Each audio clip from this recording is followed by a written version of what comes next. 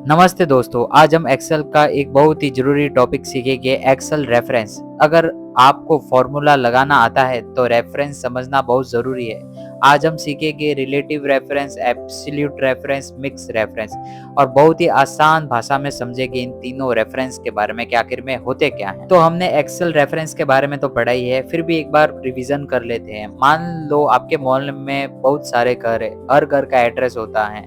वैसे ही एक्सेल में हर सेल का भी एड्रेस होता है, जैसे A1, B1, C1। जब हम फॉर्मूला में किसी सेल का एड्रेस इस्तेमाल करते हैं उसे रेफरेंस कहते हैं। उदाहरण समझे तो अगर A1 में 100 लिखा है और हम लिखे किसी दूसरी सेल में इक्वल टू A1 तो रिजल्ट आएगा 100, जैसा कि आप हमारी स्क्रीन पर देख सकते हैं। अब सबसे पहले समझते हैं कि रिलेटिव रेफरेंस होता क्या है।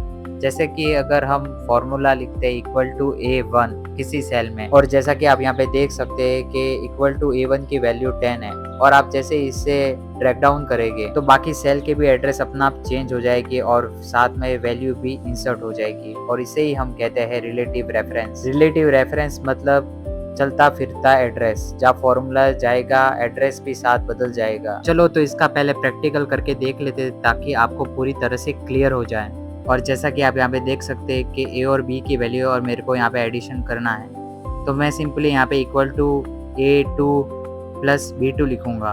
और जैसे ही मैं यहाँ पे लिखता हूँ A2 प्लस B2, फिर उसके बाद में मैं एंटर करता हूँ, तो यहाँ पे आप देखेंगे कि इसकी वैल्यू चेंज हो जाएगी। और मैं जैसे यहाँ पे फिल हैंडल के ऊपर क्लिक करूँगा तो सभी की वैल्यू चेंज हो जाएगी, और इसे ही कहते हैं रिलेटिव रेफरेंस। मतलब आप जैसे नीचे नीचे जा रहे हैं वैसे वैसे एड्रेस भी बदल गया है। अगर आपको फिर भी इसमें डाउट है तो आप मुझे कमेंट करके पूछ सकते हैं, मैं आपके डाउट जरूर क्लियर करूंगा। तो अब हम एब्सोल्यूट रेफरेंस के बारे में पढ़ेंगे। जैसा कि यहाँ पे एक फॉर्मूला लिखा हुआ है, ये A1 सेल का एब्सोल्यूट रेफरेंस का फॉर्मूला है, और इस फॉर्मूले का मतलब है पूरी सेल को लॉक कर लिया, मतलब रो को भी लॉक कर दिया और कॉलम को भी लॉक कर दिया। और जैसे हम ड्रैग डाउन और ड्रैग राइट करेंगे तो हमें सेम वैल्यू मिलेगी जो कि A1 सेल में प्रेजेंट है। बच्चों वाली कहानी से समझते हैं। मान लो आपका घर एक जगह बना हुआ है, आप कहीं भी जाओ लेकिन आपके घर का एड्रेस नहीं बदलता।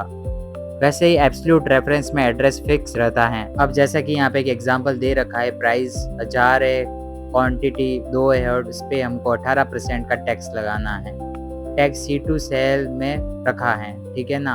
अब हम ये फॉर्मूला लगाते A2 into B2 into 1 plus $C$2, मतलब आपने C2 को लॉक कर लिया है। अब इसमें कोई भी चेंज नहीं होगा, ठीक है ना। अब हम जैसे ड्रैग डाउन करेंगे तो प्राइस बदलेगा, ठीक है ना, क्वांटिटी बदल सकती है, लेकिन टैक्स हमेशा वही रहेगा। मतलब C2 को हमने लॉक कर दिया है तो वही रहेगा।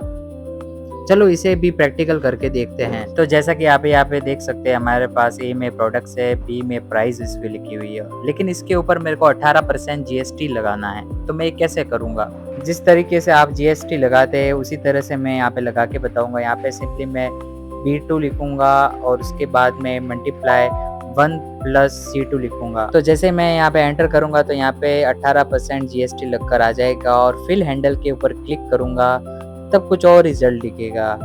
या फिर ड्रैग डाउन कर लेता हूँ तो यहाँ पे आप देख सकते हैं कि सिर्फ C2 सेल मतलब सेकेंड रो पर ही GST लगा है, बाकी पे लगा ही नहीं। तो इसका क्या सॉल्यूशन है? तो यहाँ पे हम यूज़ करने वाले हैं एब्सोल्यूट रेफरेंस का। मतलब हम C2 सेल को लॉक कर लेंगे, उसके बाद में हम टैक्स निकालेंगे। चलो तो मैं आपको बताता हूँ कि आखिर में इसको लॉक किस तरीके से करना है। तो सबसे पहले हम D2 में जाएंगे और C2 के ऊपर F4 दबा देंगे, तो C2 जो है वो रो लॉक और कॉलम लॉक मतलब पूरी तरह से लॉक हो जाएगा। अब क्या करेंगे, हम नीचे वाली को डिलीट करेंगे और फिर से फिल हैंडल के ऊपर डबल टैप करेंगे। तो आप यहाँ पे देख सकते हैं कि इसने सबके लिए टैक्स लगा लिया है। यहाँ पे देख सकते हैं कि C2 जो है वो हर जगह लॉक हो गया है। आप कहीं भी नीचे जाएंगे, आप जैसे नीचे जाएंगे आप देख सकते हैं C2 को इसने लॉक कर लिया है, 18% टैक्स लगा के आंसर दे दिया। तो दोस्तों मैं कैसे कह रहा हूँ कि C2 को कहीं भी ड्रैग करेंगे तो उसकी वैल्यू सेम रहेगी। तो मैं यहाँ पे आपको एग्जांपल दे देता हूँ। यहाँ पे मैं F4 दबाऊंगा, फिर उसके बाद मैं इसको राइट की तरफ ड्रैग करूंगा। जैसे मैं राइट की तरफ ड्रैग करता हूँ तो आप देख सकते हैं इसकी वैल्यू चेंज नहीं हुई है, इसकी वैल्यू वही आ रही है, ठीक है ना। अब मैं इसको नीचे की तरफ ड्रैग करूंगा तो भी इसकी वैल्यू चेंज नहीं होगी, वही आएगी। आप देख सकते हैं जैसे ही मैं इसको ड्रैग कर रहा हूँ तो वैल्यू चेंज नहीं हो रही है। और जैसे ही मैं लेफ़्ट साइड ड्रैग करता हूँ, जैसा कि आप यहाँ पे देख सकते हैं, तो यहाँ पे 18% लेफ़्ट साइड भी आ जाएगा। ये देखिए, तो आप कहीं भी ड्रैग करें, कुछ चेंज नहीं होगा यहाँ पे, ठीक है ना? 18% ही आएगा क्योंकि ये सेल लॉक हो चुकी है। अब हम बात करते हैं मिक्स रेफरेंस की। तो ये 2 प्रकार के होते हैं, इसमें कॉलम लॉक होता है, रो लॉक होता है। कॉलम लॉक में क्या होता है कि जैसे कि #A1 लिखा हुआ है, जिसमें ए हमेशा फिक्स रहेगा, ठीक है ना? ए हमेशा फिक्स रहेगा। उसके नीचे आप ड्रैग डाउन करेंगे तो #A1, #A2, #A3 आएगा। लेकिन रो बदल सकती है, ठीक है ना? कॉलम हमेशा फिक्स रहेगा लेकिन रो बदल सकती है। कॉलम लॉक का मतलब क्या होता है, कॉलम तो नहीं बदलेगा लेकिन रो बदल सकती है। रो लॉक में क्या होता है, रो फिक्स रहता है लेकिन कॉलम बदलता है। जैसा कि आप यहाँ पे देख सकते हो, ए फिर $1, बी $1, सी $1, समझे? चलिए इसका भी एक प्रैक्टिकल डेमो देख लेते हैं ताकि आपको आसानी से समझ में आ जाए। सबसे पहले हम कॉलम लॉक के बारे में देख लेते हैं कि कॉलम लॉक कैसे काम करता है। B2 लिखेंगे, फिर उसके बाद में हम लिखेंगे C2+1 लिखेंगे, ठीक है ना?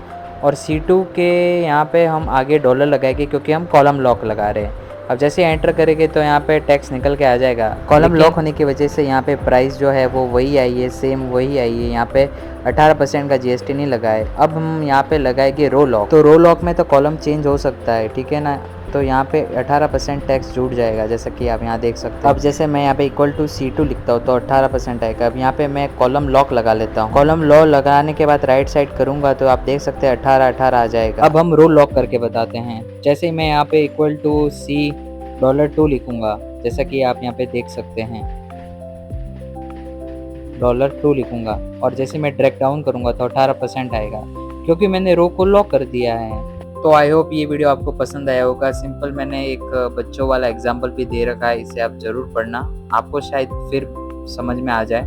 आई होप दोस्तों ये वीडियो अच्छा लगा तो इस वीडियो को लाइक करें, मेरे चैनल को सब्सक्राइब करें। मिलते हैं अगली खास वीडियो के अंदर जिसमें हम सम के बारे में डिटेल में पढ़ेंगे और उसके अंदर खास ट्रिक देखने वाले हैं। तो आई होप दोस्तों ये वीडियो अच्छा लगा। Thank you so much. Thank you for watching my video.